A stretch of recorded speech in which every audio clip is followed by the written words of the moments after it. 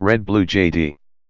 Bagaruka kuri Ronaldinho, uyu wamenyekanye mu kibuga ku macenga menshi, guhindukiza abo bahanganye uko yishakiye ndetse no kuryoshya umupira w'amaguru mu bihe bye.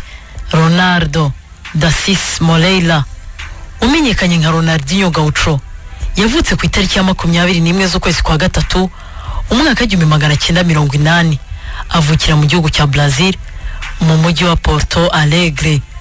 Ni mwene Dona na Joao da Moreira. Papa we yabaye umukozi wo mu bwato, anaba umukinnyi w'umupira w'amaguru mu ikipe ya Esporte Cruzeiro. Ronaldinho yabaye imfubyi afite imyaka 8, ubwo se wari ufite uburwayi bw'umutima yafatirwaga muri piscine agiye koga agahita yitaba Imana. Dinho wari ufite mukuru we Roberto yaje kugurwa n'ikipe ya Grêmio, bituma umuryango we uva aho bari batuye bajya gutura hafi ikibuga cy'iyi kipe. Gusa kariyeri ya mukuru we ntiyamaze kabiri, dore ko yaje kuvunika bimuviramo guhita ahagarika gukina burundu, ndetse uyu munsi niwe wabaye manager Ronaldinho. Ubuhanga bwa Ronaldinho bwatangiye kugaragara afite imyaka 8. Icyo gihe ni nabwo yahise ahabwa akabyiniro ka Ronaldinho kubera ko yari muto kandi ananutse cyane muri bagenzi be bakinanaga. Uyu musore wari muto, ubuhanga bwe yatangiye kuzamurira muri futsal, wa mupira w'amaguru ukinirwa mu nzu, na beach football, wa mupira w'amaguru ukinirwa ku mucanga. Ku nshuro ya mbere abigitangaza mu itangazamakuru ni igihe yari afite imyaka 13, ubwo yatsindaga ibitego 23 mu mukino umwe. Ronaldinho yongeye kwigaragaza mu irushanwa rya Rising Star ryari ryahuje abana batarengeje imyaka 17, irebera mu gihugu cya Misiri, maze atsindamo ibitego 2 kuri penalty. Mu gihe cyo gukura yisanze akunda abakinnyi nka Rivelino, Diego Maradona ndetse na Romario. Ronaldinho y'imyaka 37 kuri ubu ni umubyeyi w'umwana umwe witwa Joao, izina ryari rya papa we, uvutse mu mwaka 2005, amubyarana n'umubyinnyikazi witwa Janaina Mendez. Ese usibye gukina umupira akiri umwana, byaturutseho kugira ngo uyu munsi nibavuga izina Ronaldinho amahanga yose ahita amenya uyu mugabo. Ronaldinho usibye gukinira ikipe ya Grêmio, umukino wa mbere mu ikipe nkuru yawukinye mu mwaka 1998 muri Copa Libertadores. Mu mwaka 1999 ubwo yari afite imyaka 18, Ronaldinho yatsinze ibitego 23 mu mikino 48. Mu mwaka 2001 ikipe ya Arsenal yifuje gusinyisha Ronaldinho, ariko kuyerekezamo ntibyakunda kubera ko yabuze icyangombwa kimwemerera kujya gukorera muri iki gihugu. Nyuma yuko kwerekeza mu Bwongereza byanze, hahise hatekerezwa uburyo nibura yakwerekeza muri Championnat Scotland mu ikipe ya St Mirren ku ntizanyo, ariko nabyo ntibyakunda. Nyuma yuko ashakiye urwandiko rw'inzira passport rw'impimbano akaza gufatwa. Umwaka wa 2001 Ronaldinho yerekeje mu gihugu cy'Ubufaransa, maze ahabwa amasezerano y'imyaka 5 mu ikipe ya Paris Saint-Germain aguzwe miliyoni 5 z'amayero. Akigera muri ikipe, Ronaldinho yahawe nimero 21. Aha yahasanze abakinnyi nka JJ Okocha na Nicolas Anelka. Umukino wa mbere yakinye muri ikipe hari mu kwezi kwa 9, ubwo yinjiraga mu kibuga asimbuye bakanganye n'ikipe ya Auxerre. Ronaldinho umwaka we wa mbere muri ikipe yawumaze atarahabwa umwanya uhoraho mu kibuga, dore ko akenshi yinjiraga mu kibuga asimbuye.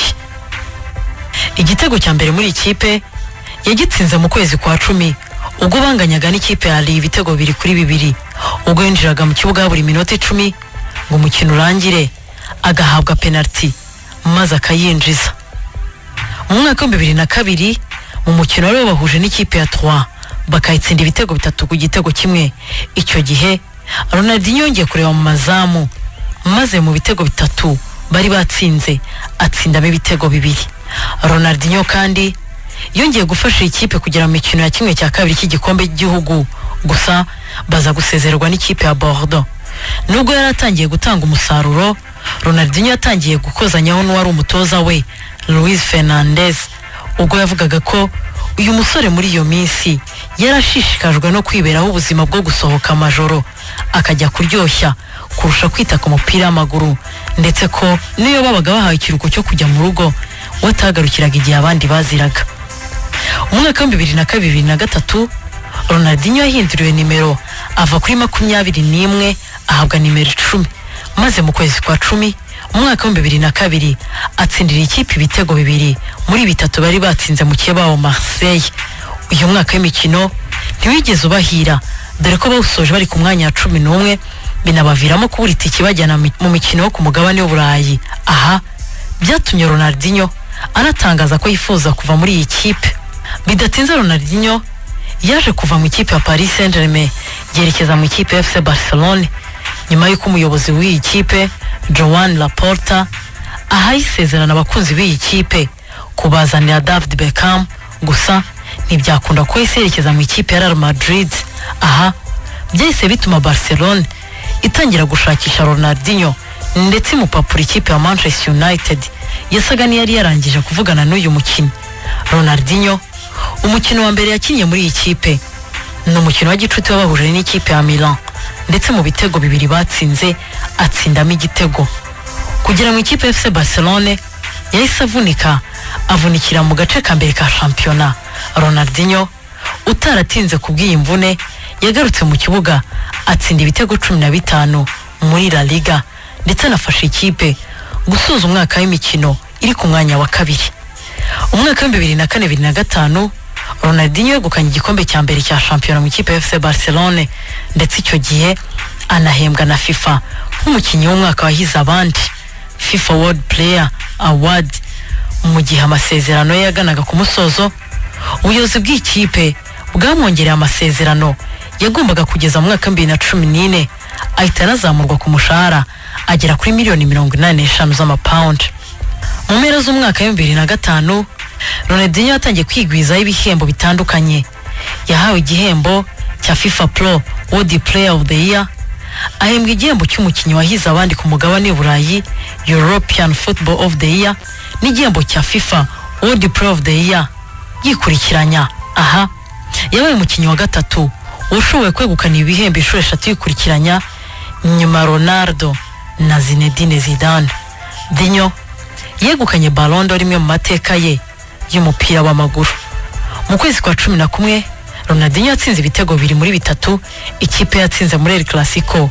Icyo gihe yishakiye abafana, dore ko ubwo uyu mukino wari urimo gukinwa ku kibuga cy'ikipe ya Real Madrid Santiago Bernabeu, uko yafataga umupira abafana bamukomeraga amashyi. Ibi byari ibintu bidasanzwe ku bafana b'iyi kipe, dore ko undi mugabo wigeze kwishimirwa bene aka kageni kuri iyi stade yari Diego Maradona. Uwo munsi Ronaldinho yagize ati, ibi sinzigera mbyibagirwa kuko ni ibintu bidapfa gukorerwa buri mukinnyi, gukomerwa amashyi n'abafana b'ikipe muhanganye. Uyu mwaka wabaye umwaka udasanzwe kuri we ndetse n'ikipe ye, kuko icyo gihe bongeye kwegukana igikombe cya Champions League nyuma y'imyaka 14 bari bamaze batagitwara. Umwaka w'imikino 2006-2007 Ronaldinho yatsinze igitego cya 50 ku mukino wabahuje n'ikipe ya Villarreal, maze ubwo harimo hatanga ibihembo by'umukinnyi mwiza w'umwaka wa 2006 FIFA World Player of the Year, aza ku mwanya wa 3 inyuma ya Fabio Cannavaro na Zinedine Zidane. Umwaka wa 2007-2008 Ronaldinho yakinaga umukino we wa 200 mu ikipe ya FC Barcelone. Muri icyo gihe yakunze kurangwa n'imvune za hato na hato, ariko yongera gusubira mu ngeso n'ubundi zigeze kumurangwaho akigera muri iyi kipe. Icyo gihe yatangiye kujya asiba imyitozo bya hato na hato, atangira kwigira mu birori, ndetse ibiro biriyongera bitari bimwe bikwiriye umukinnyi w'umupira w'amaguru. Mu kwezi kwa 5 umwaka wa 2008 byabaye ngombwa ko umuyobozi w'ikipe ya FC Barcelone Joan Laporta asaba Ronaldinho ko agomba guhindura imyitwarire ye niba ashaka kuguma mu ikipe ya FC Barcelone. Maze ubwo barimo bitegura irushanwa rya Joan Gamper Trophy mu mwaka wa 2010 Ronaldinho yandikiye abafana ibaruwa ifunguye n'abakinnyi bagenzi be, atangira agira ati, byari ibihe byize mu myaka 5 ishize. Ibi byacaga amarenga ko ashaka gusohoka muri ikipe. Maze ubwo yari mu kiganiro n'umunyamakuru agira ati, nagahinda kuri jye kuba ntakinanye igihe gihagije na Messi. Maze mu kwezi kwa karindwi ikipe ya Manchester City itangira kwiruka kuri Ronaldinho ndetse inamugereka miliyoni 25,500 z'amapawundi, ariko we ahitamo kwigira mu ikipe ya Milan ayisinyira amasezerano y'imyaka 3 nayo imuha amasezerano yo kuzajya ahembwa hafi miliyoni 5,100 by'amapawundi ku mwaka. Ubwo yarageze muri ikipe yasanze nimero 10 yambarwaga na mugenzi we Clarence Seedorf, maze we ahitamo nimero 80. Igitego cya mbere muri ikipe yagitsinze ku mukino wa Derby bahuje n'ikipe International. Icyo gitego kimwe rukumbi yatsinze nacyo cyatanze intsinzi. Mu mwaka we wa mbere muri International yatsinze ibitego 10 mu mikino 32 yakinnye. Maze nyuma y'isozwa ry'umwaka Ronaldinho yongera guhura n'ikibazo cy'ibiro byinshi ndetse kuva ubwo akagendera mu kibuga asimbuye. Uyu musore yongeye kubatwa no kwikundira gusohoka, kwigira mu birori ndetse no gusiba imyitozo. Maze icyo gihe uwari umutoza we Carlo Ancelotti atangira kumwihanisa. Umwaka w'imikino 2009-2010 umwaka kabiri wa Ronaldinho mu ikipe ya Milan. Ubwo umwaka watangiraga n'ubundi yawutangiranye intege nke ndetse bimuviramo kuzagendera mu kibuga asimbuye. Gusa nyuma y'igihe gito Ronaldinho yongeye kwishaka ndetse asubira mu bihe bye yahozemo, ndetse ubwo umwaka wasozwaga ahembwa nk'umukinnyi mwiza w'ikipe ya Milan. Maze mu kwezi kwa mbere mu mwaka 2010 Ronaldinho atsinda hat-trick ya mbere muri ikipe. Nyuma yo gukomeza kubatwa n'ubwiyongere bukabije bw'ibiro, byabaye ngombwa ko asubira ku ivuko, maze asubira mu ikipe ya Murezi ya Gremio. Mu kwezi kwa mbere mu mwaka 2011 Ronaldinho yerekeza mu ikipe ya Flamengo, imuha amasezerano yagombaga kurangira no mu mwaka 2014.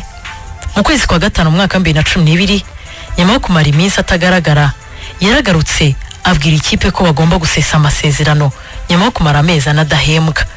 Ronaldinho yahise ava mu ikipe yerekeza mu ikipe ya Atletico Mineiro, ahabwa amasezerano y'igihe cy'amezi 6. Nyuma y'iminsi 4 gusa avuye mu ikipe ya Flamengo, aha yahisemo kwambara nimero 49 agendeye ku myaka mama we yari afite muri iyo minsi. Ku itariki ya 23 z'ukwezi kwa gatandatu nibwo yatsinze igitego cya mbere muri ikipe. Mu mwaka akurikiyeho yafashije ikipe kwegukana igikombe, nawe ahembwa igihembo cy'umukinnyi mwiza wo muri Amerika y'Epfo. Ubwo amasezerano yararangiye Ronaldinho yongeye kwifuzwa n'amakipe yo mu gihugu cy'Ubuhinde, ariko we ahitamo kwerekeza mu gihugu cya Mexique mu ikipe yitwa Querétaro, ndetse ayisinyira amasezerano y'imyaka 2. Muri iki gihugu uyu musore yarakunzwe ku buryo yajyaga gukinira ku bibuga by'andi makipe bahanganye yakomerwaga amashyi n'abafana b'ayo makipe. Ibi byaherukaga kumubaho ubwo yakomerwaga amashyi n'abafana b'ikipe ya Real Madrid.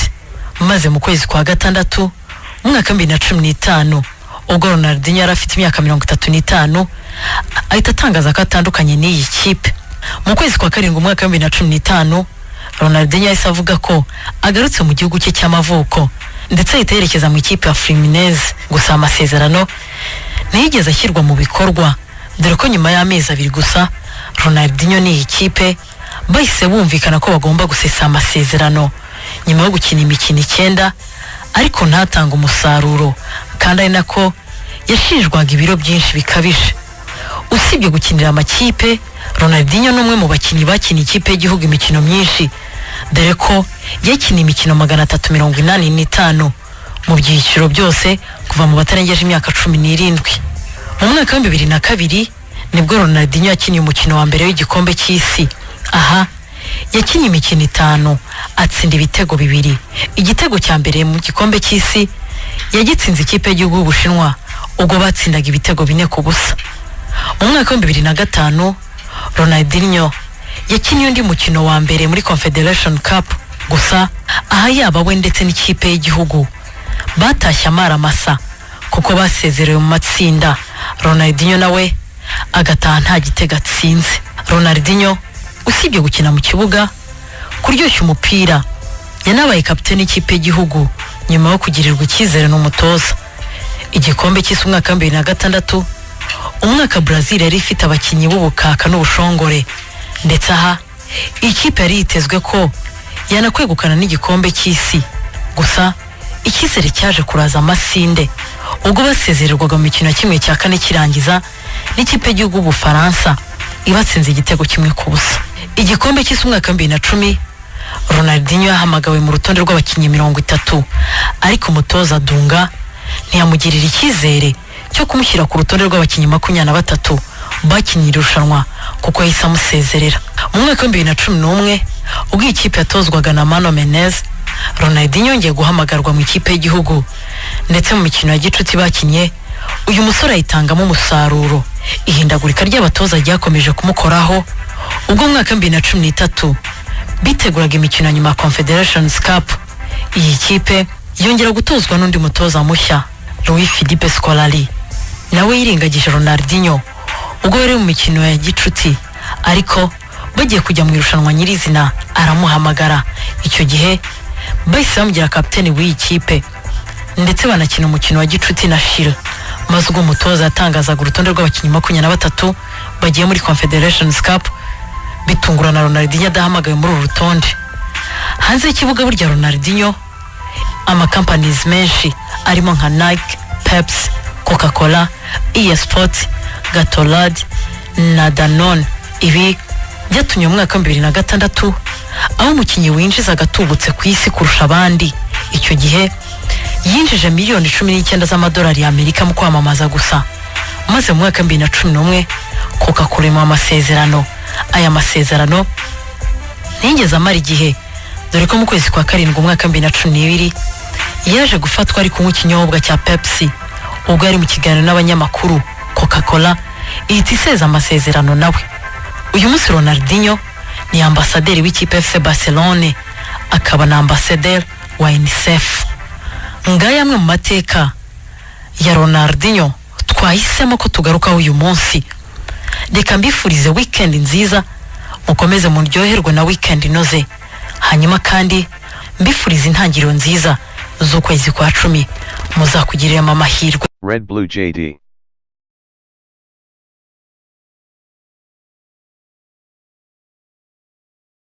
Ya Esporte Cruzeiro. Ronaldinho yabaye imfubyi afite imyaka 8, ubwo se wari ufite uburwayi bw'umutima yafatirwaga muri pisine agiye koga agahita yitaba Imana. Dinho wari ufite mukuru we Roberto yaje kugurwa n'ikipe ya Grêmio, bituma umuryango we uva aho bari batuye bajya gutura hafi ikibuga cy'iyi kipe. Gusa kariyeri ya mukuru we niyamaze kabiri, dore ko yaje kuvunika bimuviramo guhita ahagarika gukina burundu, ndetse uyu munsi niwe wabaye manager Ronaldinho. Ubuhanga bwa Ronaldinho bwatangiye kugaragara afite imyaka 8. Icyo gihe ni nabwo yahise ahabwa akabyiniro ka Ronaldinho kubera ko yari muto kandi ananutse cyane muri bagenzi be bakinanaga. Uyu musore wari muto, ubuhanga bwe yatangiye kuzamurira muri futsal, wa mupira w'amaguru ukinirwa mu nzu, na beach football, wa mupira w'amaguru ukinirwa ku mucanga. Ku nshuro ya mbere abigitangaza mu itangazamakuru ni igihe yari afite imyaka 13 ubwo yatsindaga ibitego 23 mu mukino umwe. Ronaldinho yongeye kwigaragaza mu irushanwa rya Rising Star ryari ryahuje abana batarengeje imyaka 17 irebera mu gihugu cya Misiri, maze atsindamo ibitego 2 kuri penalty. Red Blue JD. Bagaruka kuri Ronaldinho, uyu wamenyekanye mu kibuga ku macenga menshi, guhindukiza abo bahanganye uko yishakiye, ndetse no kuryoshya umupira w'amaguru mu bihe bye. Ronaldo da Moreira umenyekanye nka Ronaldinho Gaucho yavutse ku itariki ya 21 z'ukwezi kwa 3 umwaka 1980, avukira mu gihugu cya Brazil mu mujyi wa Porto Alegre. Ni mwene Dona na Joao da Moreira. Papa we yabaye umukozi wo mu bwato, anaba umukinnyi w'umupira w'amaguru mu ikipe. Mu gihe cyo gukura yisanze akunda abakinnyi nka Rivelino, Diego Maradona ndetse na Romario. Ronaldinho y'imyaka 37 kuri ubu ni umubyeyi w'umwana umwe witwa Joao, izina ryari rya papa we, uvutse mu mwaka 2005, amubyarana n'umubyinnyikazi witwa Janaina Mendes. ese usibye gukina umupira akiri umwana byaturutseho kugira ngo uyu munsi nibavuga izina Ronaldinho amahanga yose ahita amenya uyu mugabo? Ronaldinho usibye gukinira ikipe ya Gremio, umukino wa mbere mu ikipe nkuru yawukinye mu mwaka wa 1998 muri Copa Libertadores. Mu mwaka wa 1999 ubwo yari afite imyaka 18, Ronaldinho yatsinze ibitego 23 mu mikino 48. Mu mwaka wa 2001 ikipe ya Arsenal yifuje gusinyisha Ronaldinho ariko kuyerekezamo ntibyakunda kubera ko yabuze icyangombwa kimwemerera kujya gukorera muri iki gihugu. Nyuma yuko kwerekeza mu Bwongereza byanze, hahise hatekerezwa uburyo nibura yakwerekeza muri Championnat Scotland mu ikipe ya St Mirren ku ntizanyo, ariko nabyo ntibyakunda nyuma yuko ashakiye urwandiko rw'inzira passport rw'impimbano